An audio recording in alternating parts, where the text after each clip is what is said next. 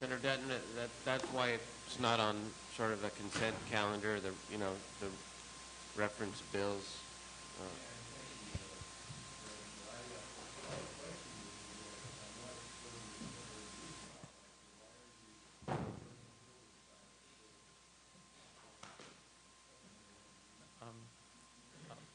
Senator, thank you for the question.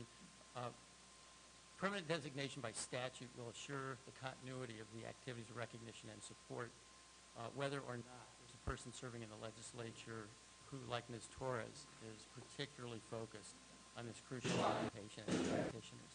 As you know, Ms. Torres is herself a 911 dispatcher, currently on leave from the LAPD to serve in the state legislature. This is a particular focus of hers, and she wants to assure continuity over time. Can I ask you this, Senator Dutton, just to help her, maybe Mr. Schmidt, if you could explain, please, the difference between a codified and an uncodified statute that might... Originally, it was proposed that this commemoration be put in the government code. And I suggested as an alternative that it be an uncodified statute. That would mean it would be Chapter X of the statutes in 2010, but it wouldn't be in a code book. It would be something that people could refer to in the statute book, but it doesn't sputter the government code.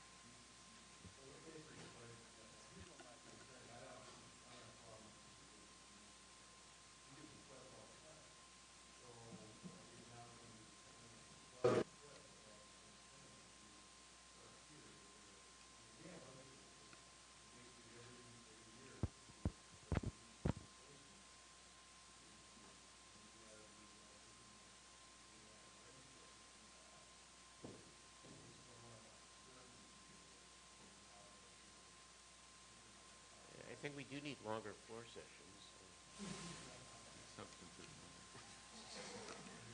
I mean, that's a fair question. We, The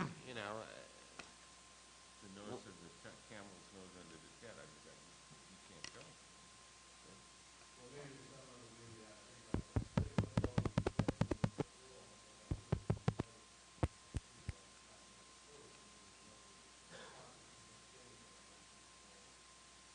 Are there witnesses in support here? This measure. Mr. Julian, does Ms. Torres care, really? I mean, in some ways, I must tell you, we had this with Senators Committee and Armenian Independence Day. There's actually a value in having to bring something back every year because it reminds the body and allows for, even a short discussion about the importance of what it is we're being asked to recognize.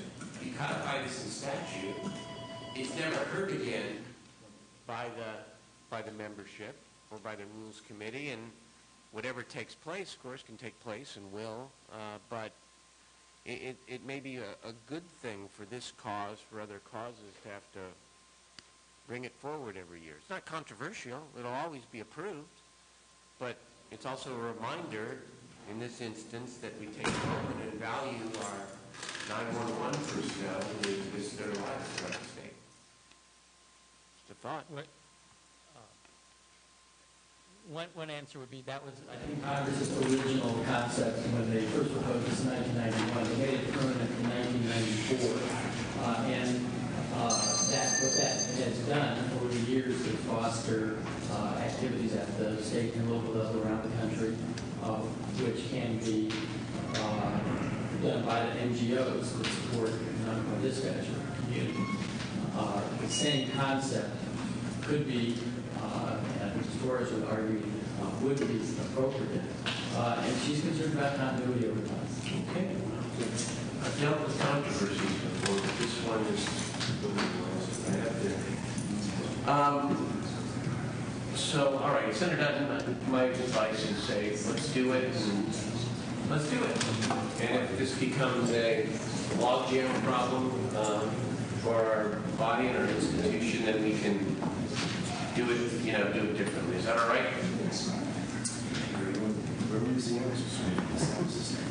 Okay, so we don't have a quorum yet, but we'll take a vote on the measure and we're going to just yes recommendations.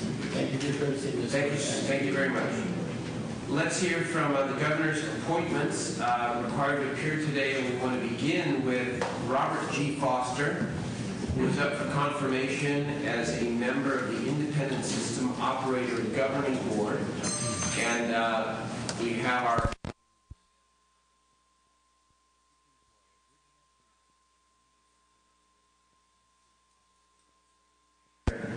of the City of Long Beach. We welcome both of you. Well, thank you. I'm really pleased. This is on. It's not working. Hello? It's not working? I don't need to use that. To introduce Mayor Foster, Bob Foster. When I looked at it, when you think about what the ISO does, it's on the ISO, the vision of the ISO, it's really to operate the grid in a reliable way, it's to promote environmental stewardship, it's to fair and open transmission access, facilitate markets, and promote infrastructure development. It really is. Bob Foster is really an ideal person to represent the people of California on the ISO. Just a little background. Mayor Foster first served the California State Senate as a staff member on what was at that time now is the Energy Committee, but was on the Public Utilities and Energy. Then became the assistant, I think, executive director of the California Energy Commission, and at that time worked on all the statewide energy efficiency standards, which many of them are still in place today. He then went on from working on that to going to Southern California Edison, worked his way up to become the president of Southern California Edison. And then in 2006 became the mayor of Long Beach, after also serving on the Board of Trustees of the California State University System. And also, since subsequent to that, has been selected chair for the U.S. Conference of Mayors, the Environmental Committee. He chairs the Environmental Committee nationwide. Now, I got to know Mayor Foster before he was Mayor Foster, and he would come to my office during the energy crisis and lie down on the couch and scream. So, as your therapist in the legislature, I knew that here was somebody that I could relate to. And spent, and I think that really does reflect. Bob really wants to get things done. When we went through an energy crisis, as you recall, at that time, where the Governor Davis, really had a difficult time making a decision. It was really very frustrating to many of the players. And for me, who came up, who knew nothing about energy at the time, it was an unbelievable beginning. And I really, what I wanted to say is also introduce it, is that Bob became advisor. As the Pro Tem knows, I have a number of people that I reach out to and try to seek advice. The Pro Tem is one of those people that really means a lot to me, to the legislature and yourself, to be able to have that relationship. But I also have that relationship with the mayor, who advised all on straight information. He shows us great integrity. He does not say things that I want to hear. He and I disagree frequently on issues. He becomes a much stronger market-based point of view that where I come from, we usually tend to reach a conversation. And it's been a really positive experience. I can think of no one else that I would ever want to be supportive of this conversation. I get introduced to Mayor Long Beach. Thank you very much, Senator Lowenthal. Obviously means a lot to the committee. We appreciate it. Before we turn it over to Mayor Foster, is there any easy answer on the microphone problem that we're having here?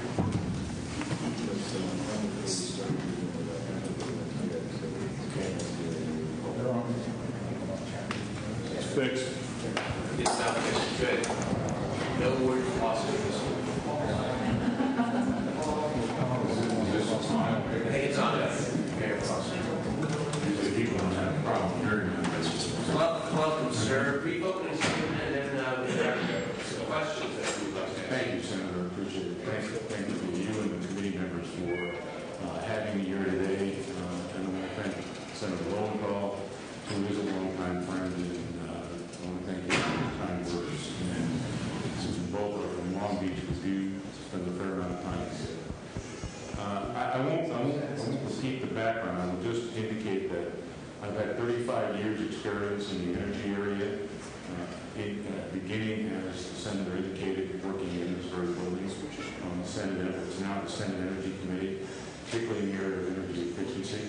And in fact, it felt a little like deja vu. You were talking about the 911 system.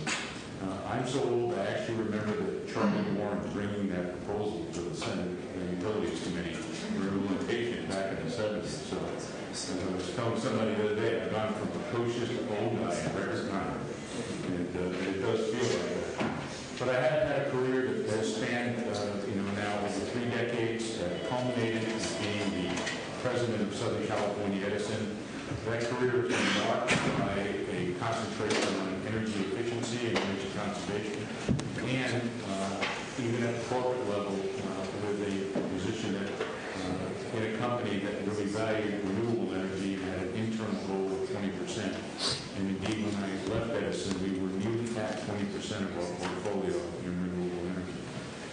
When I was asked if I was interested in this position, having, in my judgment, failed retirement, and after I left the company and became mayor, this was an opportunity for me to take that 35 years of experience and whatever talent I have and use it to be able to try to implement policies that this body has created, particularly in the area of renewables, reliability, public access, and making sure that we as a state move towards a lower carbon footprint and away from fossil fuels. We need to do that in the context of the system being functional.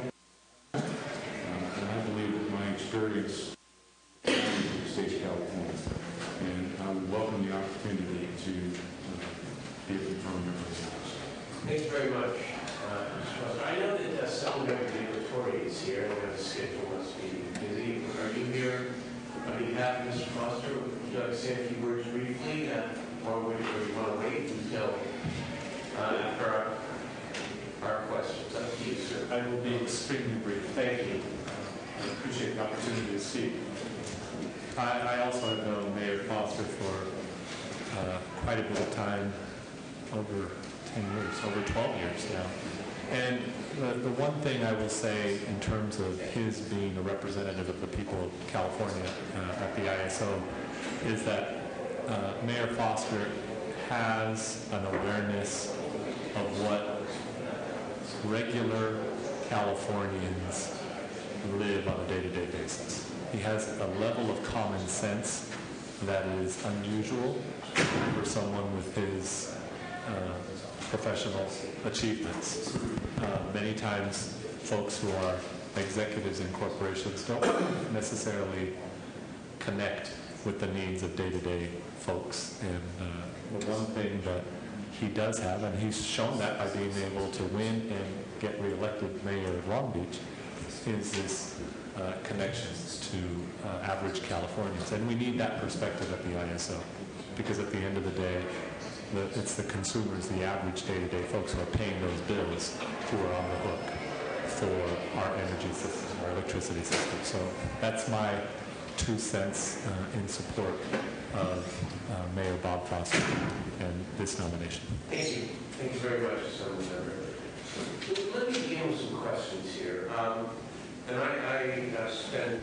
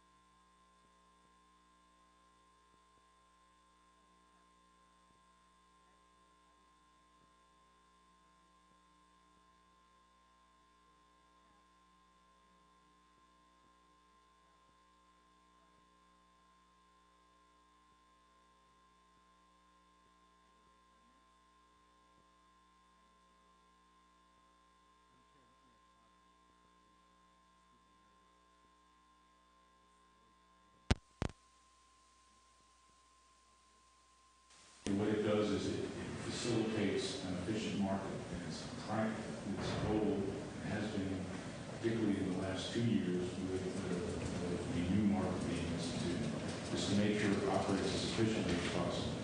And I would argue that it's had relative success in that. It is only, I would say it's a policy-making body. It has taken, for example, the requirement for renewables to 13% by 2030 very seriously. And if you look at, it's taken that policy and now turned a lot of its attention, both on the transmission side, on the market side, to be able to implement that policy.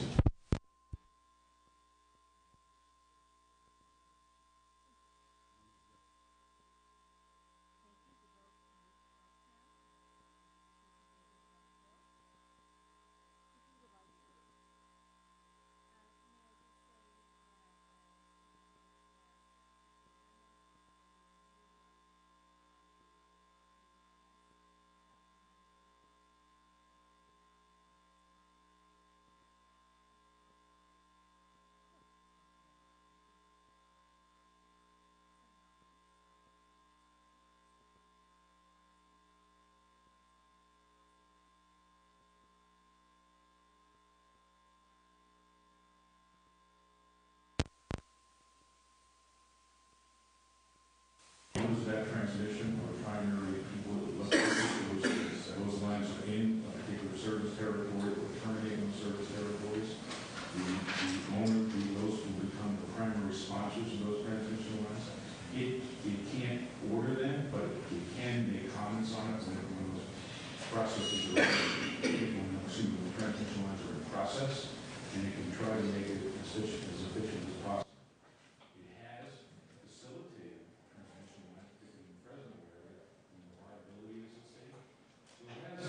All those combinations, but I think what's driven it primarily in the last, I would say the last 2 years, 3 years, has been California's overriding policy on renewables. And it is not going to be easy to accommodate that degree of energy resources. But I think the ISO is moving in the right. So let's follow up here and talk a little bit about the relationship between policymaking, the ISO board, and the ISO staff.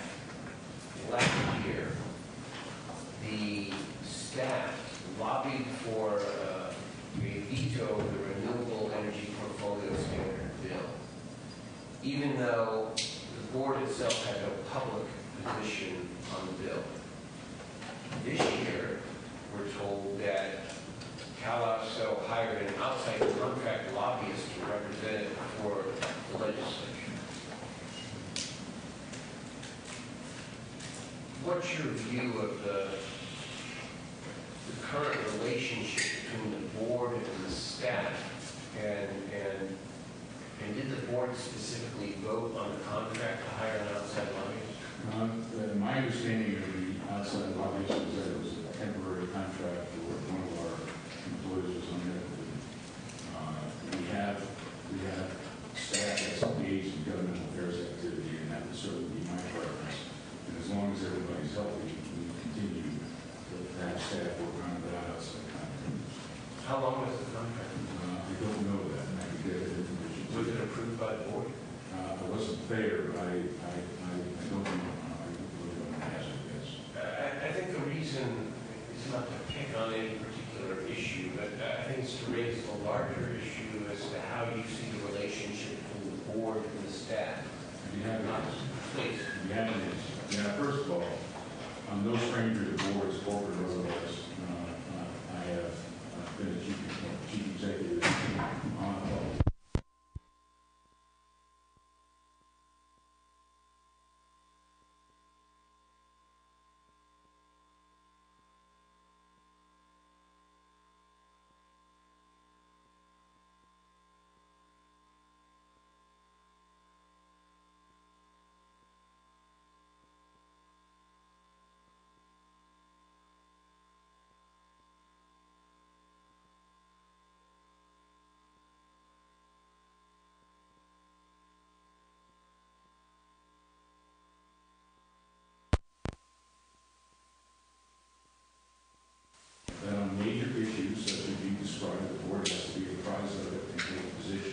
assuming time allows, there are times when we simply don't have time to move quickly enough, particularly after the session in the legislature. We don't know what that's like sometimes.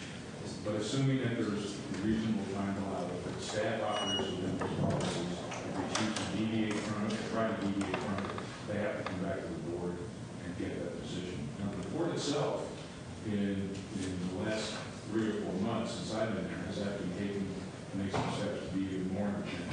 Our audit committee has now been augmented. It now deals with not only financial audits, but also programmatic audits. So we're actually looking in an oversight capacity on programs and initiatives that the staff is engaged with. The CEO of the board reports, the CEO of the national reports to the board.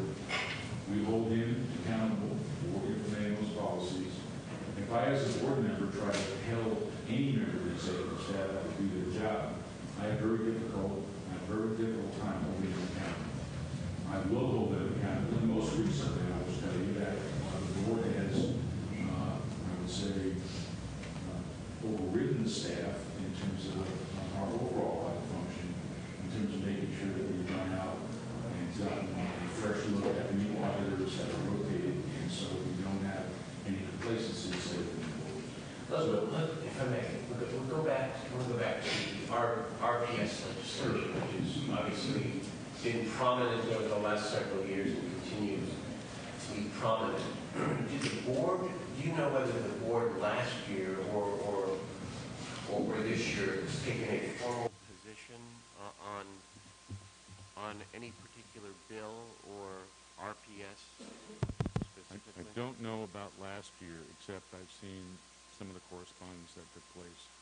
This year, I don't believe we have taken a formal position as yet. But I will say this. I plan to be actively involved in that. I think the board, the ISO, its board and staff have an obligation. We are also responsible for liability, that if there are weaknesses in that legislation, we have the obligation to point them out. And I welcome working together on that. And let me just back up. I think everyone in this room would love to be able to move away from fossil fuels. We'd love to move toward renewables. We'd love to reduce some of our equipment. And I had a conversation this morning with one of the members of this committee that I think those are the appropriate policies. But we also need to do it in a fashion which is sensitive to the system. This is a complex system. I've lived with this. I know how you can upset the voltage regulation. I know that if you don't have load following equipment, you can damage reliability.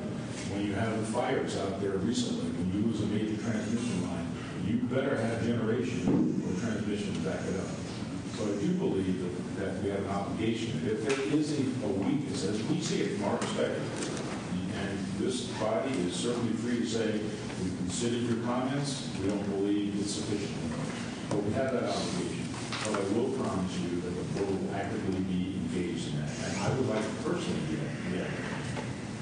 I think you just answered my follow-up question, but let's make sure it's clear that when it comes to the board taking any position, and it doesn't necessarily have to be opposed or support or oppose, it can be we recommend these changes to a major piece of legislation here. Is it your commitment to us, Mayor Foster, that the board will give direction?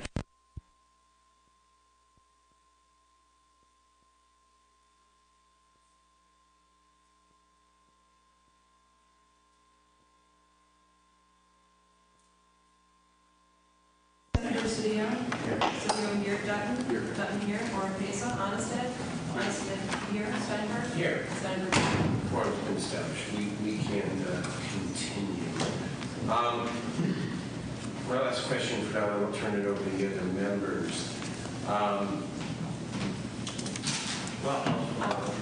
leave it at that for now. Other members who have questions? Mr. Paul. I guess I have to go back to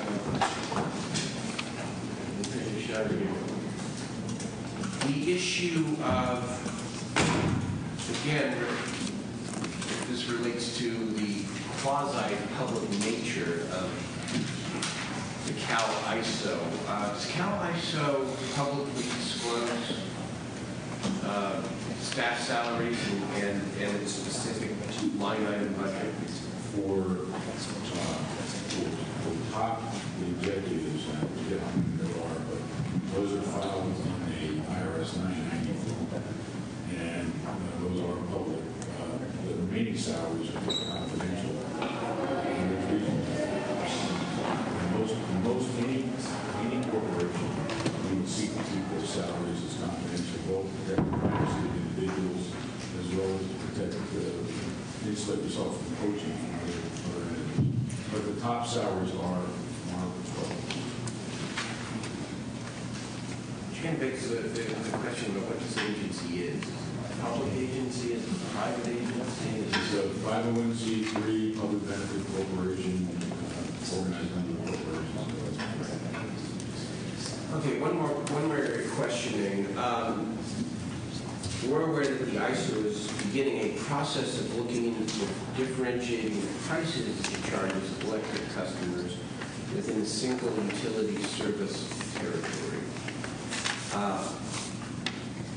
What's your view on this? I think you're referring to locational marginal pricing, which it actually, what it will do, probably disaggregate even further beyond service territory to a specific node on the system. What you're trying to do with that, and let me just step back on the whole argument about markets versus regulation. I think as I said in my response, I've seen both markets and regulation fail.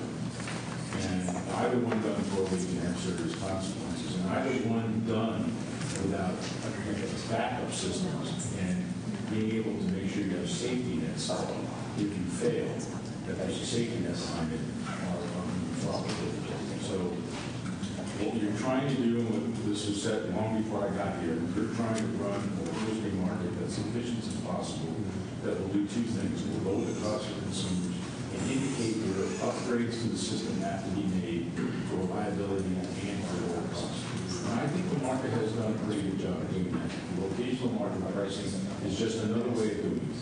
And all it's going to do is illustrate that there's a constraint or a bottleneck that costs may increase in that area, but what it more importantly signals is that you have to now make improvements to the system to reduce those costs. Having said that, I think underneath all this, as I told you privately, I'm a person that believes in physical infrastructure. I'm a person that believes in hardware. I'm a person that believes that, in fact, we always should prepare for the fact that something could fail. So underneath all of this, I want systems in place that, in fact, if we have extraordinary events or extraordinary market meltdowns or manipulation, that we have in this state a combination of the ISO, FERC, the Public Utilities Commission, and the Energy Commission, and the wherewithal. So all you're doing here with this is you're making the prices, which are actually already there, more transparent so you can fix it. Should the board establish ground rules before it establishes even a stakeholder process to implement differential pricing? In other words, It's not implementing differential prices. I mean, what you're really doing is saying, here's what I would argue in this case. And look, I'm now just getting into this, so I've been away 4 years from the energy area, and I just got going through this now, like drinking from the fire hose again. But you're not really implementing. We don't implement prices. All you're doing is making it transparent that there is a price. There's increased prices due to probably congestion on the system. And what you want to do is to reduce that congestion. I think the stakeholder process is a good one. I don't know how you would start ground rules before a stakeholder process. The people that are involved in this are the people that have to use the system, the people that are going to operate the power plants, the market the power. They have an interest in making sure it's as efficient as possible. And we do as well. And I would argue, for example, if you have a location today that has higher prices and it's masked, it's not transparent, other consumers somewhere else are paying that price. And what you want to do, and you may never know what you have to fix unless you get down to what all these brainiacs, the ISO call the granular level. And you somehow have to get down to that level to make this transparent. okay, Thank you. Witnesses in support of the nominee.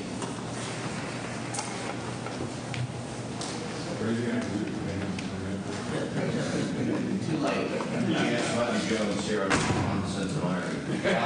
That's it. I'm G.S. Buddy Jones, I'm the Executive Director of the Open Energy Producers Association. And in the earlier incarnation, I was also chair of the ISO. We had a stakeholder board when we started, so I've kind of been there, done that, and I always go out to make sure that he has to do it now too. I've known Bob for 23 years. Before he became an honorable, he was the president of Edison. Sometimes we were on the same side as allies, and sometimes more often not, frankly, we were adversaries, but always as colleagues. Bob is, I think as Senator Lowenthal indicated earlier, he has great integrity and intellect and knows his subject matter. And I think he's uniquely suited to serve on the board right now. I think as you know, Senator, the ISO and actually all of us in the energy markets here in California are faced with some significant challenges over the next decade that's going to take his type of intellectual capability and understanding the system as we move into more renewables, 18,000 megawatts over the next between now and 2020. That's a significant challenge. We have serious reliability challenges ahead of us as we move our aging fossil fleet off the coast and elsewhere. There's some significant air quality issues as well. As we move into new technologies, such as the plug-in hybrid vehicles, distributed generation like photovoltaics and fuel machines and whatever else, and storage, big issues ahead of us. So what you need is a board that is knowledgeable, that's independent of management, can ask tough questions, hold people accountable, is forward-thinking, and has a strong sense of fiduciary duty to the corporation and, in this case, to its parent. And I think Bob is uniquely qualified in all those accounts, and I would certainly would encourage you to raise these words. Thank you very much. Any other witnesses in support? Are there any witnesses in opposition to the nominee? All right. I will take a motion moved by Senator Onnested. Again, I want to thank you for being willing to extend your public service. It's not like you don't have enough going on. As mayor, This is something I'm really care about. I appreciate it. Thank you. thank you. Please call the roll. Senator Cedillo? Aye. Cedillo, aye. Dutton? Aye. Dutton, aye. Ortega? Onnested? Aye. Steinberg, aye. That's a 4-0 vote. It passes Rules Committee. We'll head to the Senate floor where certainly over the next week or two, we'll bring this up for a vote and expect confirmation. Thank you all very much. I appreciate the confidence. I will live with it. Thank you very much, Mayor. Thank you. All right, let's move to Matthew R. Bettenhausen, the Secretary of the California Emergency Management Agency.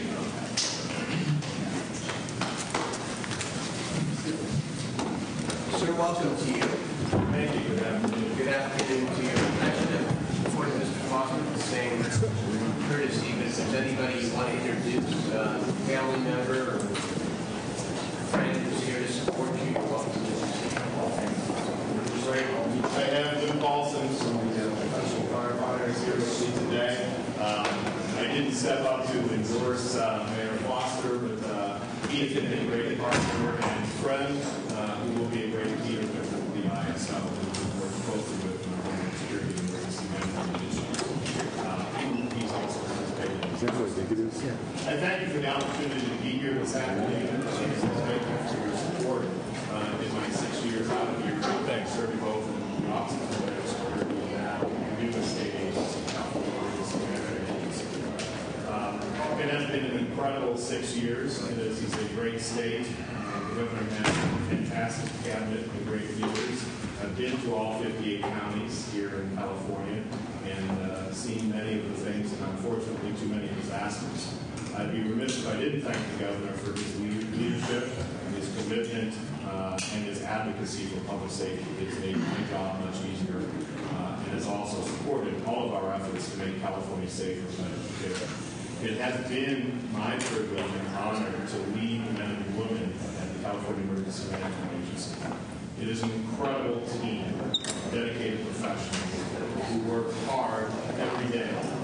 despite the many challenges, including budget difficulties, to make sure that California is safer and better prepared and to respond to any emergencies that we need to do. It is equally rewarding to have and work with so many amazing local, tribal, state, federal partners, including our private sector partners, nonprofit organizations, and the over 7 million volunteers that we have here in California. It makes my job very rewarding. We have enormous capabilities and capacity and leadership throughout this state, and it's been my pleasure to work with people like Lou Paulson, the many fire chiefs, police chiefs, sheriffs, emergency managers. It's amazing the kind of capacity and capability that we have throughout this state and the leadership that we have across disciplines. As you all know, it's all about partnerships, and that's what our agency is about. We're all in this together. And we have to focus on the entire mission space of emergency management and homeland security, from prevention, protection, preparedness, response, and recovery. And we do that day in and day out. We remember that all incidents are local and that we have to build capacity and capability from the bottom up. We also do this to make sure that we're wisely using tax dollars by having the best in the world mutual aid system, where we leverage resources and capabilities from throughout the state. Most recently, we were able to mobilize over 1,000 police officers to respond to potential incidents in the San Francisco following designated Hartford. Of course, we've seen many fires that we experienced here in California, including those in the last couple of weeks, where we're able to use that mutual aid system to leverage and support the work that we do throughout the state. It has been a very busy and productive year.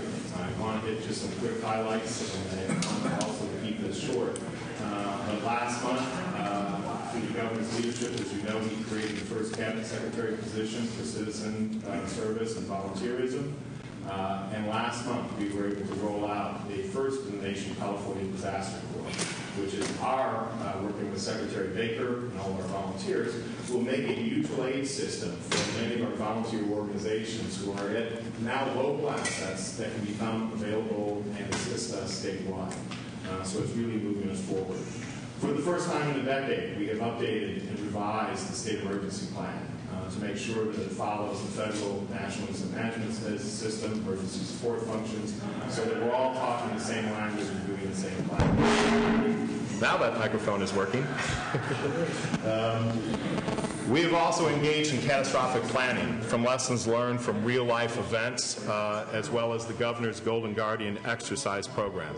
As you know, Golden Guardian is going to be one of the Governor's lasting legacies. It has become the nation's largest exercise program.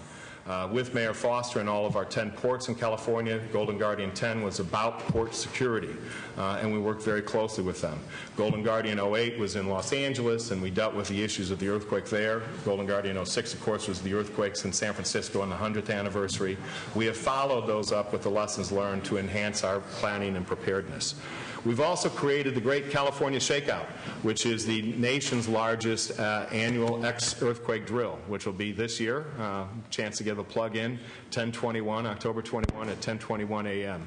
We already have 4.5 million Californians lined up and signed up to participate in the earthquake drill this year. Last year we had almost 7 million Californians participate, which is helping us to become better prepared. I'm a former federal prosecutor, and I feel for you as the court reporter, as it were. Okay. Mr. Bettenhausen, I'm going to offer a courtesy. Senator Cedillo has to run to Appropriations Committee to present bills. So I'd like to... Are there any? Let me just ask. Are there any items on the agenda, Senators Onnested or Dutton, that you got any particular concerns with? No. All right, then I'm going to take a motion on items 1 through 16, moved by Senator Cedillo, and we'll just open the roll for Senator Cedillo on each of those items, including the nomination of Secretary Bettenhausen. Do you want to include the walk-on as well? We'll include the walk-on as well, correct. Senator Cedillo? Aye. Cedillo, aye. Very good. Thank you, Senator Cedillo. Okay, let us continue. And the boards and commissions, we'll do Okay. Almost done. Wrap it up, I will please. wrap it up. Some great highlights since the governor took over, and as we've talked about, and we know in these budget times, we need to get as many federal resources as we can. An accomplishment for this administration, what we've done is from getting 8% of the available federal grant funding to this year up to 16% since this administration has taken over. And that's great for us. Our operations continue. We respond to all of these events. I look forward to working with all of you. We know that we have tough times. Yeah. Well, let us talk about those tough times, Okay. because honestly appreciate all the accomplishments. There'll be a lot of time, I'm sure, to talk about many of the positive things that the governor has done. But we're more concerned about your confirmation and how we go forward here together. And I suppose the biggest question here regards the thing we most hate to talk about, and maybe you shouldn't talk about it, I don't know, but and that is the potential for another terrorist attack that would hit that could hit California. And the question I'm sure that the public wants to know, and that we want to know, is what have you done as the secretary, and what are you continuing to do, really to ensure coordination and a clear chain of command involving the security, for example, of the people in this building, the sergeants, the CHP, the Sacramento Police. Is there a plan for continuity of state government? God forbid that the Capitol were to be the subject of an attack. Again, this may be too sensitive to speak about publicly, and if it is, I understand, but just a little, as much as you can tell us. No, it's a very important question, because Yeah. we also have to enlist, entrust, and empower the public and the people to help us combat terrorism. Right. It is the whole idea of see something, say something. I don't think it comes as a surprise to anybody that we still are very much at risk to the threat of international terrorism.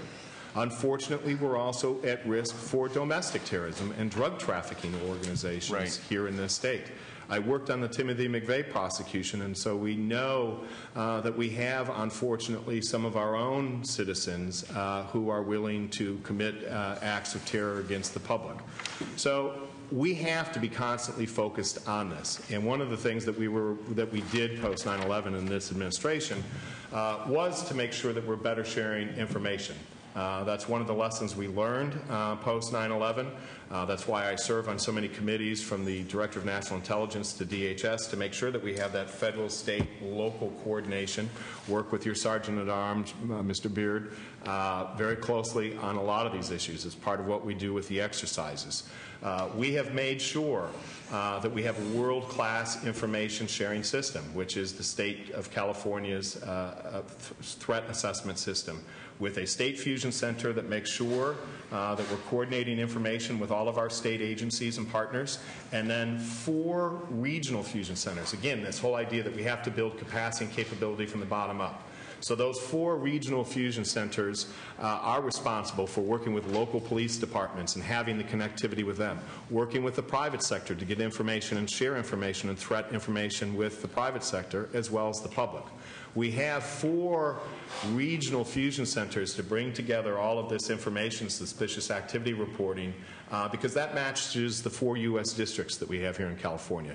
It matches the 4 FBI field offices, the 4 joint terrorism task forces. These fusion centers are not operational. In other words, they don't do investigations, they don't issue subpoenas, but what they do make sure is that we share information. Not only sharing information with law enforcement, but also sharing information across disciplines. It's important that we have firefighters in those fusion centers because they have important information. If you get a threat about a hazardous material, how would you respond to it? What does it mean? How toxic would it be? So we have multiple disciplines in those fusion centers and working to share that information. Is there a plan for the continuity of state government? Absolutely there is, and that's one of the reasons why we have the Governor's Emergency Operations Council that has representatives from the legislature, the other constitutional officers. The Governor's the chair. I serve as his designated chair of that meeting, and that we work on our continuity of government issues. As an agency ourselves, we just recently practiced both moving to a alternative location as if we'd lost our operations center. As part of the Bart Meserly response, we moved our regional operations center out of Oakland, which was also an exercise of can we set up and do operations from an alternative location. The governor insists that we constantly work on the issues of communications and continuity of government because of disasters, whether it's terrorism, man-made, or natural disasters, and making sure the cabinet members have satellite phones, that we have our GETS cards that allow priority service through the landlines, and that we can reestablish communication through our operations center.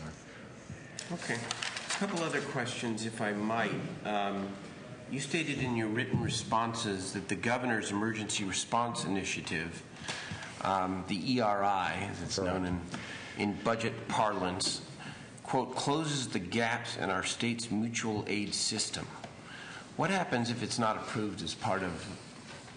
My concern is we're already, here's the concern.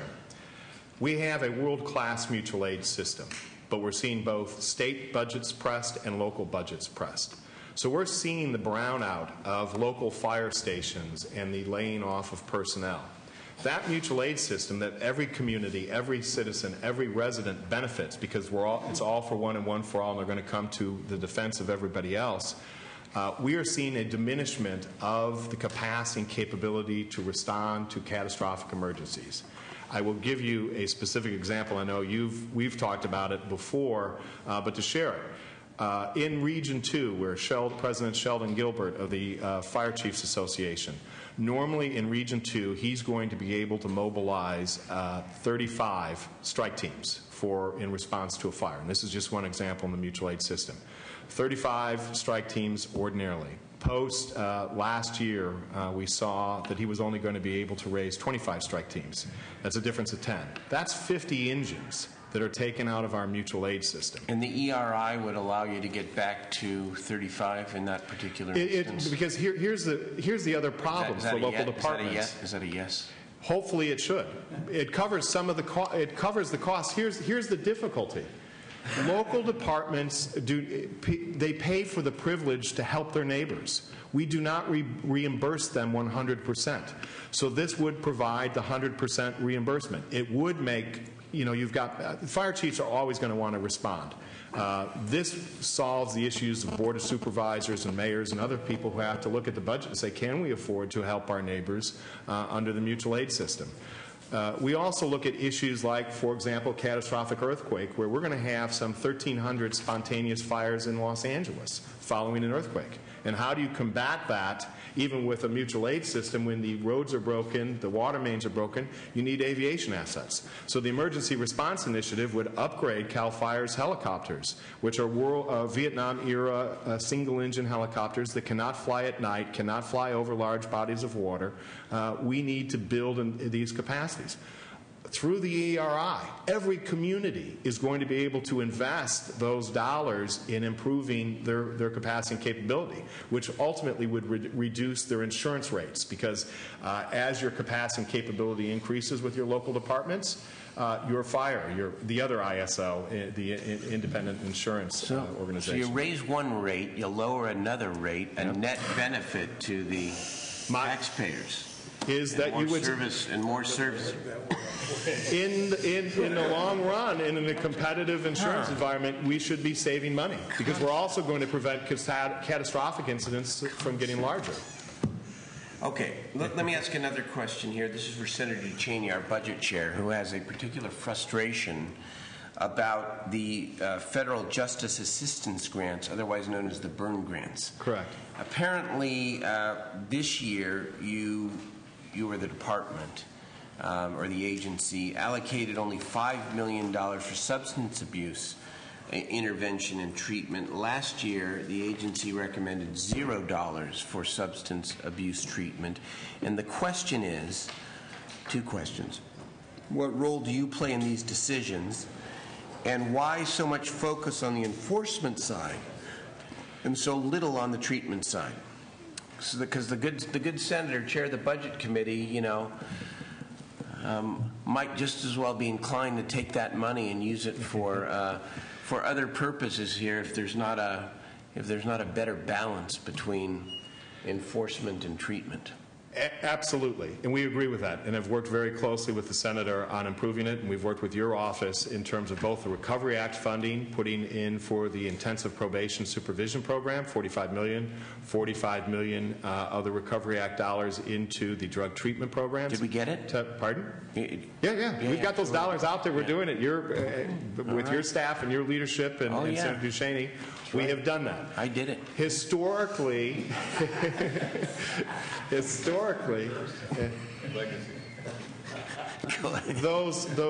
grant funding have been law enforcement centric, and that's been part of the rules from DOJ.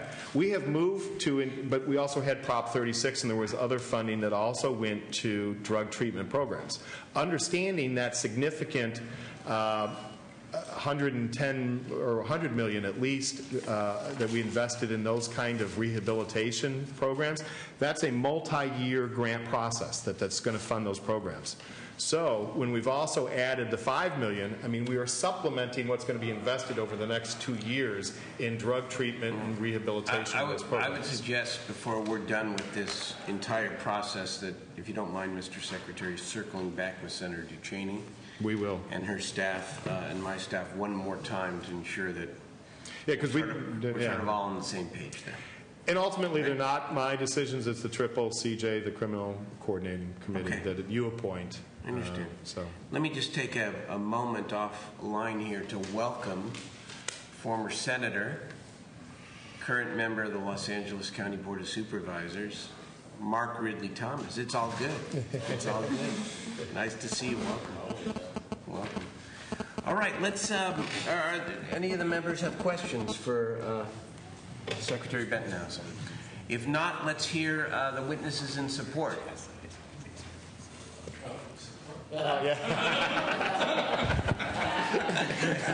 Thanks, guy. Lou Paulson, President of California Professional Firefighters. We have 30,000 members that currently protect 36 million Californians, and emergency management is obviously something that we're concerned about.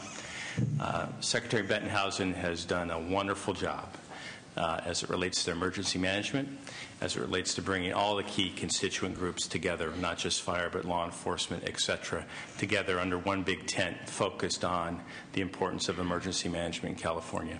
I've seen him work tirelessly late at night on issues that are important to California. I'll have to tell you personally, I was a little skeptical of somebody coming from out of state coming in to work on California issues, but very quickly I learned that he's somebody who's concerned about California's emergency response system and the people of California, and that's why we support him. Thank you very much, Mr. Paulson. Other witnesses in support? Are there any witnesses in opposition? If not, is there a motion on the nomination by Senator Onnested? Thank you, sir, for your public service. Thank you. Let me also thank many of my team here, my undersecretary, deputy secretaries, assistant secretaries, and all the men and women of Calima who make me look good and the governor look good day in and day out because of their dedication and hard work. A bow to you as well. Thank you for being public servants in a very, very difficult time. We appreciate it. Please call the roll. Senator Cedillo? Dutton? Aye. Dutton, aye. Oropesa? Onnested? Onnested, aye. Steinberg? Aye. Steinberg, aye. Senator Cedillo's vote was counted right earlier, so that's 4-0. This passes. We'll now go to the Senate floor. Be taken up. I would like you to go see Senator Duchesne on that Byrne Act. We'll go that right away. Right away. Thank you very much. Appreciate it, Mr. Secretary. Thank you. Very good. I think we can move expeditiously through the rest of this agenda. If there are no concerns or questions on the remaining items, let's take file items 1, 2, and 4 through 16, and the walk-on. Is there a motion? Moved by... moved. They're okay with all of them. Okay, moved by Senator Dutton. Please call the roll. Senator Cedillo was an aye. Dutton? Aye. Dutton, aye. Oropesa? Onnested? Aye. Onnested, I. Steinberg? Aye. Steinberg, aye. All passes 4-0. We're adjourned. We'll go into executive session. Nobody has to leave.